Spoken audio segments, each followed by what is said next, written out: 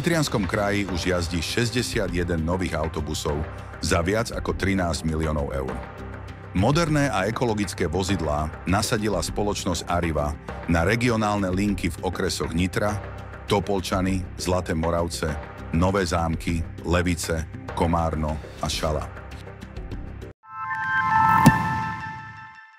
Polícia v Nitre zadržala 37-ročného vodiča, ktorý sa vydal na cestu, hoci mal v tele 5 rôznych druhov omamných a návykových látok.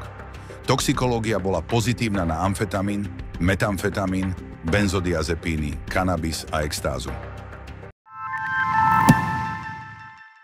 Obľúbený influencer a zakladateľ cestovateľského blogu Nie je túra bez štúra Radoslav Hopej ukázal ľuďom 7 pokladov Nitry, o ktorých mnohí vôbec nevedia. Svoje tipy na zaujímavé miesta zverejnil vo videu a turistov inšpiroval, aby prišli objavovať krásy mesta pod Zoborom.